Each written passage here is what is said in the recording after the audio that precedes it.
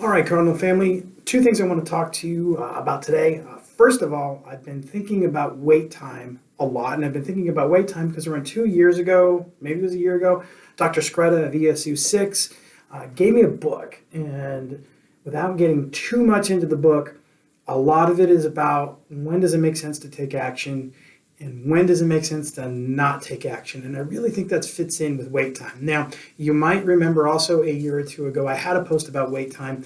And the impetus of that, I was doing a walkthrough with Mrs. Fye, and one of her teachers just used wait time brilliantly and let this child go through some really productive struggle in order to let their own thought process happen and have them get to the outcome with their own brain power rather than us rescuing them.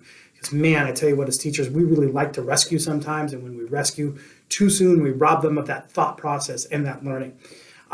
So just a couple other reminders on wait time. I think I also talked about how way back in the day, not just 1 or 2 years ago, but years ago, I knew a middle school teacher by the name of Mr. Gerard. He was a middle school science teacher. I got to teach his son, Danny. And one of the things I learned from Mr. Gerard is there were two levels of wait time. There was wait one and wait two. Now, wait one is when you ask the question and you just let it happen and you have that awkward silence that's throughout the classroom, and then finally something comes through. And he said wait two is that too often as teachers, instead of letting that child complete the thought, as soon as the student gets to the right answer, we go, yes, and then we just move on to the next thing. He said, wait one is letting everyone process, or if you direct it at one person, that one person process until it first comes out. That's wait one. Wait two is once they start to speak, you keep your mouth shut because they will probably say something and then pause, and then more will come out, and that learning is super valuable as well. So again, wait time, when do we take action, when do we not take action, has been on my brain a lot. And I just wanted to reinforce, first of all, it's really important sometimes for us to not do anything and just let the process happen, especially in those moments when we're allowing students to think. Now, I know that's really hard for some of us. Wait time doesn't have to be just static silence. It can be something more than that. If you are struggling with that wait time, which, full disclosure, I don't struggle with wait time. I love wait time. I love that awkward silence. I feel like I can just smell the thinking. I relish that. Some people, man, it just cranks up their anxiety.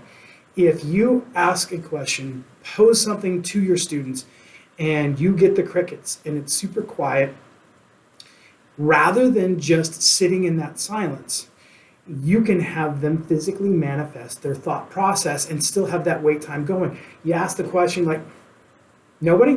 Nobody? All right, hold up. I want everybody, get out your paper, get out your individual whiteboards. Hey, I've got this Google form set up. I want you to start to typewrite, draw whatever it is you are thinking right now about this answer. It doesn't matter if it's right or wrong. I just want to know, what's your best guess? What are you thinking? What questions do you have from the question that I asked? If you are not chill with that silence of wait time, as soon as you get not chill with it, as soon as you get that anxiety, say, kiddos, here's what we're going to do. Get out your paper, get out your whiteboard, get out your Chromebooks, draw, write, question, tell me about your process you're going through right now, make your best guess, write down what questions you have. Then you are still allowing that process to happen. And man, I think this is maybe even better because you get physical evidence of their thought process. And also, you just don't need to sit still at that point in time. You want to roll around, you want to use your proximity, you want to look over some shoulders at what students are displaying through that work that you've just given them the opportunity to do. To me, that is a great way to use wait time, still respect the students' processing time, and also lower your level of anxiety and give you the opportunity to see everything else that is going on. So that was first thing I wanted to talk about. Don't shy away from wait time. There's more than just the one conventional way to do it, and it is so powerful for giving our students the opportunity to think. They don't all think at the same rate, and boy, do we know that.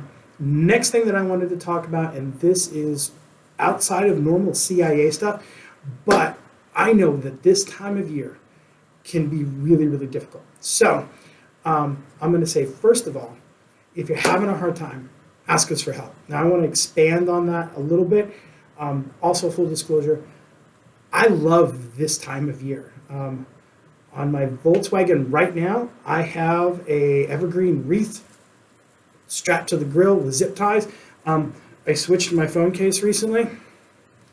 Um, it's tough to keep this out of the hands of my toddler right now. I have been listening to Winter Wonderland on a daily basis since November 1st. I relish this time of year. I'm also going to say there's some things, boy, have I been struggling with. As wonderful as this time of year can be, it can also be really stressful. So I'm going to say this again. If you are really struggling with something and you need some help, ask us for help. And when I say us, I mean the big us. I mean the Creek Public Schools family.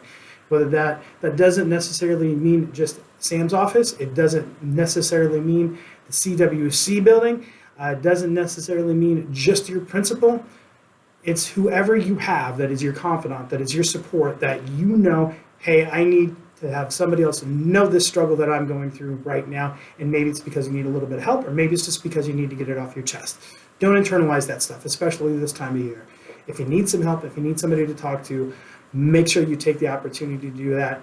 There's too much wonder this time of year, and there's too much stress, and if we keep it all to ourselves, I don't want to keep the wonder and the joy to myself.